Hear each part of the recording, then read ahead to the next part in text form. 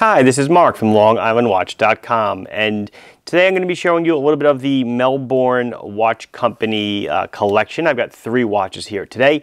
Melbourne was introduced to me a while ago, about a year ago, and then back in June in Las Vegas at a trade show. I met with the guys, liked what I saw in the watches, more importantly liked what I saw in the people. The founders seem to be pretty solid guys.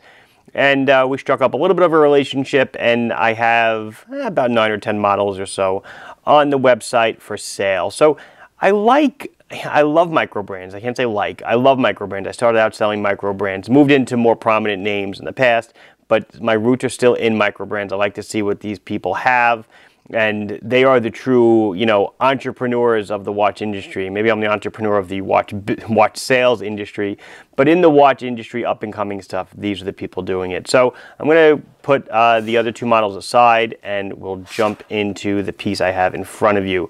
So this is the Melbourne Sorrento. It is a 200-meter automatic dive watch. Obviously, standard black dial, black bezel. It comes in other colors. What I like about them is that when they do something, they seem to do it right. So let's start with the basics of the watch, then move into some of the more mechanical things. So it is a 42 millimeter diameter watch. It's not a small watch, but it's a nice size diver. It is 14 millimeters thick. It's 50 on the tip to tip. It is a 22 millimeter lug. Check out the case back. It's a solid screw down case back. It's a 200-meter diver, if I didn't say that yet. But look at the etching on it. Isn't the etching beautiful? Really nice relief etching.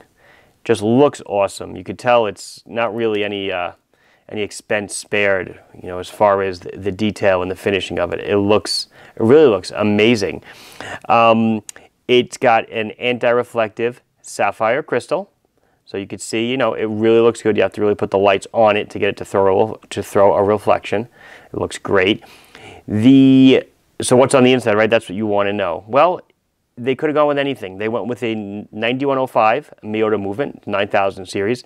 Maybe you can tell by the ticking of the hand. I haven't wound it yet, but it is a 28,800 beat per hour movement. So that little hand is gliding along at around 8 ticks a second. It's a 4 hertz movement. Nice and precise, accurate, gives a real good impression of gliding. It is a screw down crown for the 200-meter water resistance, so to wind it, you have to unscrew it. And then once it's unscrewed, you can turn it, hand winds.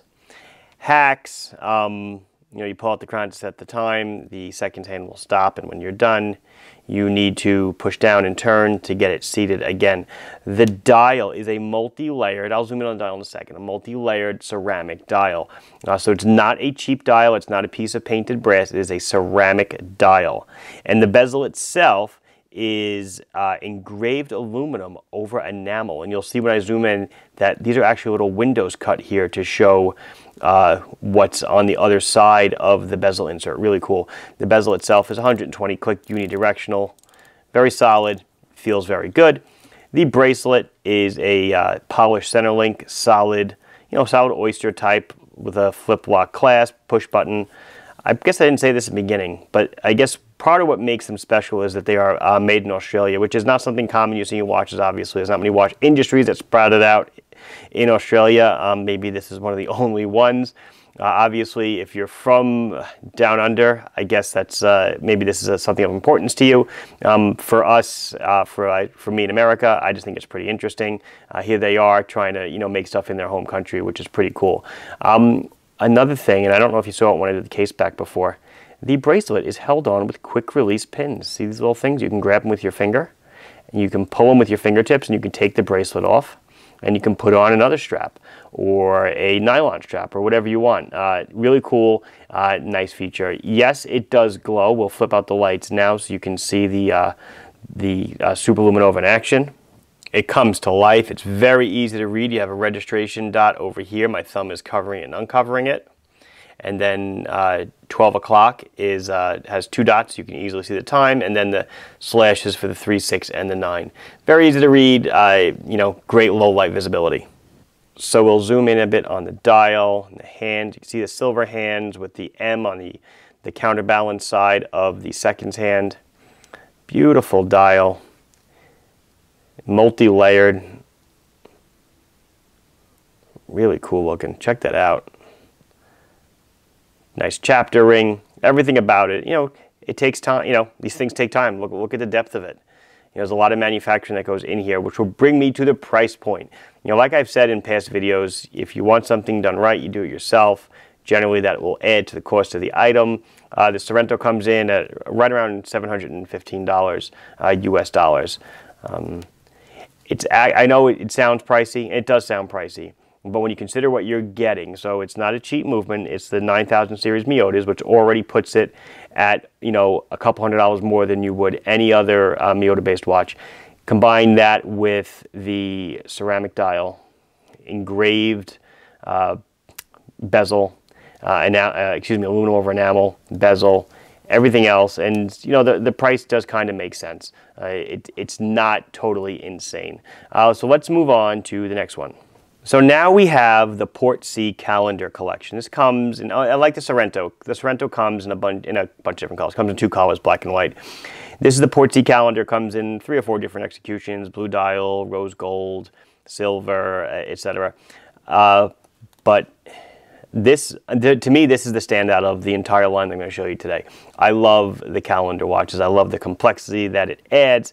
So like I said, this is the Portsea automatic calendar watch, white dial, sapphire crystal. A lot of the stuff that I said before is going to keep happening. It's a multi-layer enamel, multi-layer ceramic dial. Let's get into the specifics before I start mouthing off again. 40 millimeter diameter case, 13 thick, 48 tip to tip, very comfortable wearing watch, 20 millimeter lug, solid screw down case back. Look at the engraving. Check that out. Look how nice that looks. You know, you don't flip around. You do not flip around your watch for other people to see. For you, you know it's there. You know, if you imagine if they put that into the backside, something that's not seen, you imagine what goes into everything else that is apparently seen. We've got, I said it, anti-reflective sapphire crystal, brown leather strap. No frills. You know, nothing extremely special. Nice brown strap. Sign buckle. 100 meters water resistant. So let's get into the movement. If you saw the back of the watch, you could see the number of the movement was engraved on the back. It's a Miyota 9122, another hand-winding Heki movement. So it's a 3-hander for the time, and then the subdial on the right, we have month of the year. On the left, we have day of the week, and on the bottom, we have date. So it's a triple calendar. We have a quick correction pusher for the month of the year here. Beautiful blue hands. I do want to zoom in on the dial because I think the dial here is the highlight, and that's actually pretty much a lot of the history of the watch and why they created it has to do with the dial work. So you have the beautiful railroad chapter ring. Look at that, huh? Isn't that nice, the railroad tracks? Then the numbers, look at all the layers you have. Look at the texturing on the center portion of the dial. And then the subdials with the month, the day, and the date. And of course, beautiful blue hands. Man, those are awesome looking. Really a very nice looking dial. Easily the high point of the watch. And again, this is probably my favorite watch in this series. Of all the watches I'm carrying currently, signed crown. This one retails for $655, and it depends on if you go with silver, rose gold, stainless, whatever. The price changes just a little bit depending on the finishes that you get. As this is really meant to be a dress watch, there is no luminescence, so if you turn the lights out, you're not going to see much, so we're not going to flip them out because I don't want to bore you. Which brings us to the last one, the Flinders. This is the Melbourne Flinders Swiss automatic watch. So here I've said Swiss, so you know that means something. Something about the movement inside the watch. I'll get into that in a second. So kind of like the Portsea a little bit. Similar. This one at least has similar colorizations to it with the hands and the dial. But very simple, very easy to read, very nice. It is a 40 millimeter diameter watch. It's 9.9 thick. It's 47 tip to tip. It is 20 millimeter lug. Back are the quick release pins. Screw down case back. It is 50 meters water resistant. And look at the rotor they put on this thing. Check that out. 26 jewels, Swiss. So those of you that are up on your Swiss movements for 26 joules on a three-handed watch. We are looking at a Sellita SW200 movement, which is fine, but I love the rotor.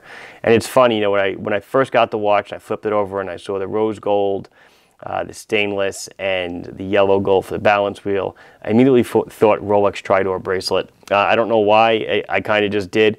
If you're not sure what that is, look it up. But that's kind of what it reminded me of. I love it. I think it really looks nice.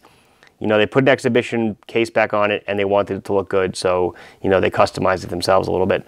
So the Sellita is a hand winding hacking movement. You can wind it by hand. You pull out the crown to set the time. If I can't get my fingers under the gloves. There we go, the gloves under the crown today. The second hand stops. Around a 40-hour power reserve on it, so you can wear it, you know, when it's fully charged, take it off for about a day and a half, and it will keep going the next time you put it on. So let's zoom in on the beautiful dial. So you can see the name Flinders is prominently emblazoned on the dial. It looks awesome. Again, with the multi-level dial, multi-pieces, ceramic dial. Beautiful blue hands, again with the Melbourne M. Tuxedo stripes a little bit on the center dial. Really looks nice. Check it out. Super cool. Love it. Very simple, nice casual dress watch. You know, simpler than the Port C that I showed you before, but still simple enough, or sophisticated enough, if you will, to wear under a shirt cuff. I will try each of them on, and then we'll wrap this one up. Oh, I'm sorry, price. I didn't mention price. This one's back to being around 715 bucks. Swiss made, and all the other goodies that you saw. Enter reflective sapphire crystal. You know, again, nothing is really chinsed out on the watch. Everything is pretty much, you know, what you'd expect at this price point. So with my 6 3/4 interest, it's no surprise that the Flinders fits perfect. 40mm case, very comfortable, very sophisticated looking. Looks awesome. Love the white with the blue. I have a feeling I'm going to like the Port C calendar even more, so let's switch to that one. So there's the Port C calendar. Is that not beautiful looking? Take your breath away. Well, maybe not take your breath away, but I love it. I think it looks great. I tend to, you know, migrate to a little more on complex dial arrangements, and I like this. It's not a chronograph. It's not pretending to be a chronograph. It's just giving you a little more information. The month, day, and date. Triple date. You know, what more could you ask for? Maybe a moon phase if you could squeeze it in. But maybe that would ruin the dial beauty. Looks amazing. Check that out. And the last model I have is the Sorrento. I always think of a Kia for some reason. Well, I know why I think of a Kia, but this is the Sorrento dive watch. Very nice looking. Well, a little big for me, I think, on the 50 on the tip to tip. I don't think I would. I think probably a little bit big for my wrist. Probably not for me, but there's no denying that it is a beautiful watch and really, you know, extremely well done. This has been Mark from LongIslandWatch.com showing you a couple of new watches from the Melbourne Watch Company, a new brand from LongIslandWatch.com. So please like this video if you enjoyed it. Please subscribe to the channel if you have not done so. If you have any questions or comments, please put them down below and I'll be sure to address them as soon as I can. Thank you very much for watching. Bye-bye.